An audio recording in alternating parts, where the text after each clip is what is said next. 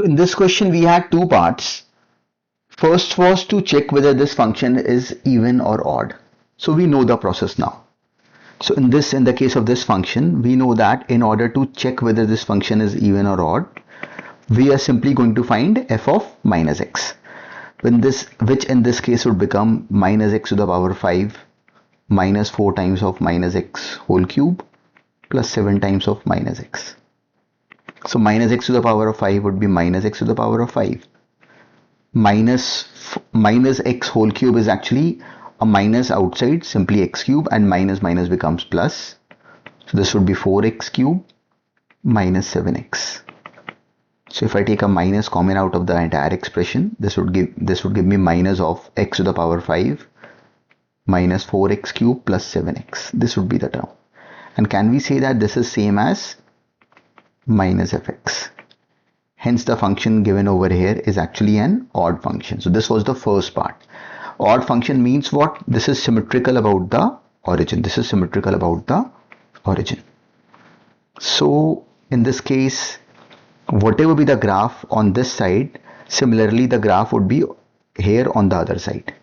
So now we have to discuss the end behavior. So now we know that for the end behavior, the only important part that we have to discuss for the end behavior is we only have to look at this term, x to the power 5. Because when x becomes infinity and minus infinity at exactly the end points, these terms do not carry any weightage, because this term over here becomes so large that all the other terms actually become insignificant.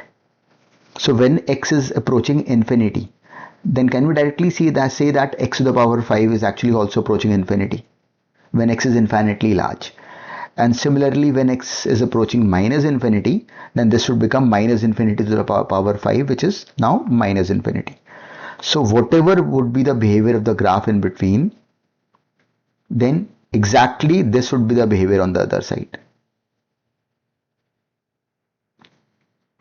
So the important part is this, that whatever be the shape over here, we know that at the end points, if this is infinity, this one is going to minus infinity. And the reason is this term over here. We just have to look at this term in order to discuss the end behavior.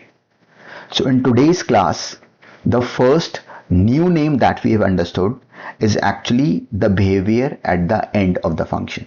So this is very important. This is an understanding which we would be requiring while drawing any graph of a polynomial function. We'll always discuss this end behavior, not only for a polynomial function, but otherwise also for different functions. So just remember this name, the end behavior one. Now let's solve one more problem first.